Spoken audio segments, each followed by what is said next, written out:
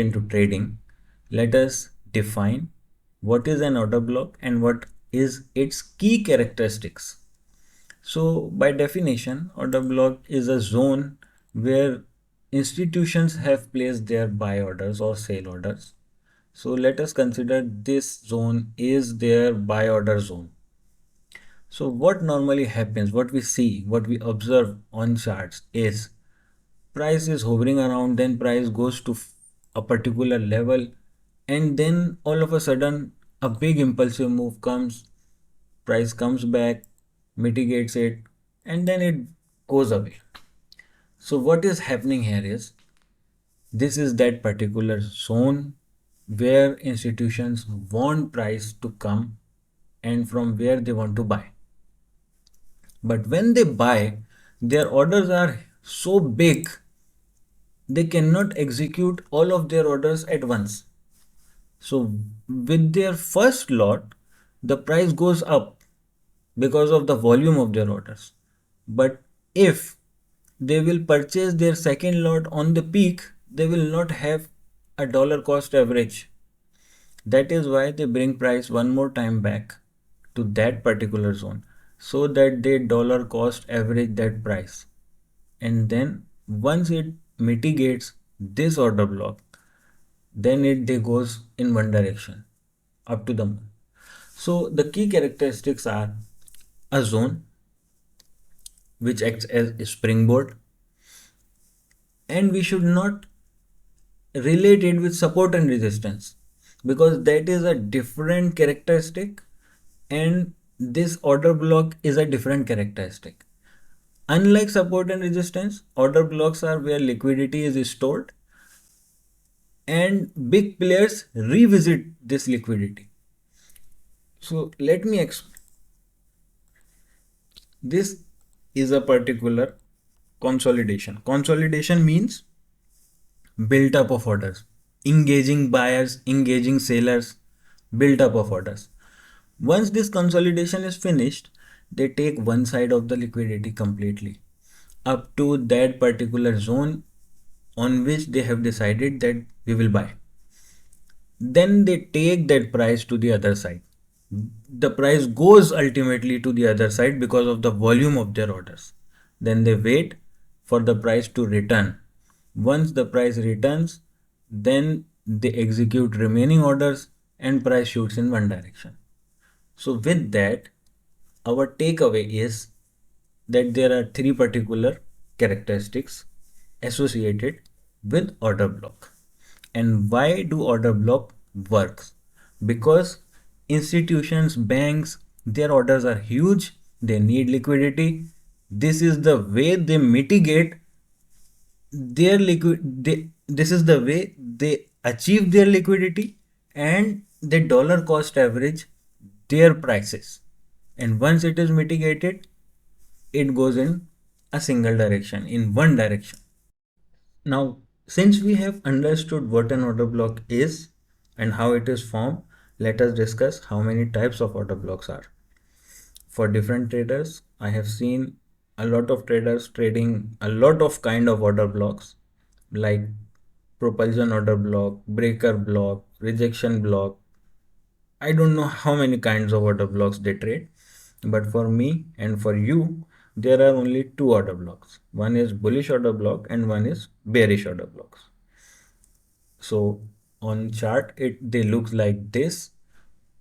Forms before a strong upward impulse move. On retest, it acts as support. Sometimes price consolidates, then breaks out with high volume, and then again on retest, it acts as support. Similarly, for bearish order block, it forms with a sharp drop, price retest, acts as resistance, and then price breaks down. And sometimes a strong consolidation, then price goes in one direction in a downtrend, comes back, retest, and price starts to fall down.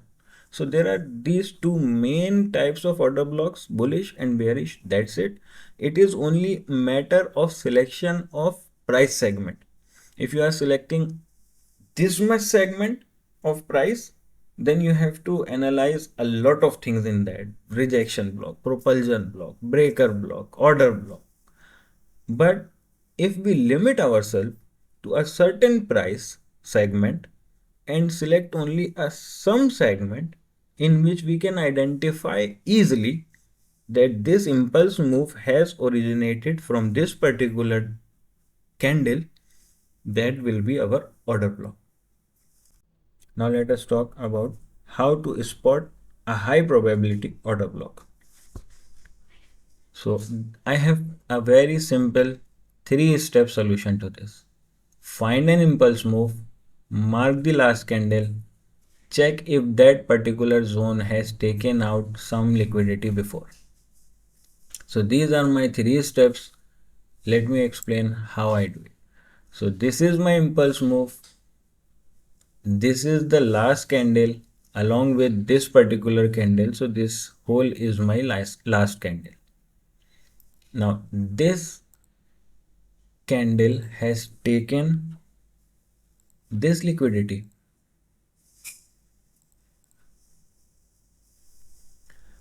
This whole consolidation means build up of liquidity. This area has been taken out. Now this candle came down to this liquidity. So my 3 steps are completed here. Let me repeat them again. Impulse move up after taking out of a liquidity zone and then marking of last down candle.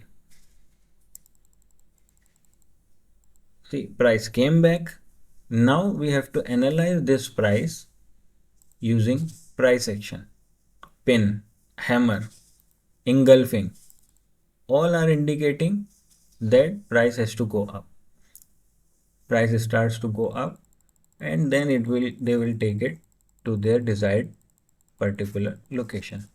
Now again, price went up, came back again, mitigated this particular order block. How it happened? At this particular level, price has taken a lot of liquidity, went up, made consolidation again. It means they were still executing their orders. Once this impulse move came, the second impulse move came, now they do not want to add more orders in their basket because their dollar cost average will not be efficient enough. They went up, waited for price to retrace, one more time tap this particular order block, and then they went. So we have to understand this, that in a particular price segment there can be multiple order blocks. Do we have to trade them all? No, we do not have to. We have to identify most high probable order blocks. With these 3 steps, you can identify the high probability order blocks. Now that we know how to trade them, how to spot them, let us discuss about the strategies I use to trade an order block. I have basically only 2 strategies, nothing more, nothing less, only 2 strategies to trade an order block. First strategy is liquidity grab and reversal. It means during the formation of order block has taken some liquidity grab, then it gave an impulse move on the other direction. So institutions often fade out traders before reversing. This is what is happening here. If price sweeps past the order block but quickly reverses, it is a trap. How? They are inducing breakout traders. Breakout traders will be very happy after seeing this breakout and close just below this wick. In order to place their orders, they need to catch a lot of orders. So institutions are catching these orders. It means liquidity. going against with an impulsive move, coming back, mitigating their own orders, adding more orders. Mitigating orders means adding more orders, adding more orders, and then going in one direction up to the next liquidity. So our buy trade will be something like this. This will be our stop loss and take profit up to next liquidity level. And I clubbed this thing with some other things also, which we will discuss at later stage. But this particular example is a perfect fit up to this liquidity level. And why sometimes this doesn't happen and sometimes up to this level is enough. Even then, that is a 1:4 trade. Up to this level is enough. We have to identify it using some other tactics also, which we will discuss in some other video. Right now we are discussing how to trade order block strategy. So this is one strategy. Entering on this particular order block, stop loss is here and your take profit up to the next liquidity level. So this is one buy trade. The second strategy is breakout and retest. How that works? Price is in consolidation here. Then this consolidation breaks out. So we have to identify consolidation means also liquidity development. And liquidity grab is also liquidity grabbing for institutions. So institutions need liquidity, either they grab it or they develop it. So they keep the price in consolidation, then they break it out. So that's a breakout. That will be a breakout. And then they come back, mitigate their orders. It means add more orders and then go again up in the same direction. So this particular strategy will be up to this liquidity. So from here the trade will start and it will end up to this. Is also 1:5 trade, very good trade. So most of my trades are 1:5 and I close my trades if I don't feel comfortable a little bit early. Otherwise I write them at least 1:5. So these are my two trading strategies for order blocks. Everything revolves around liquidity.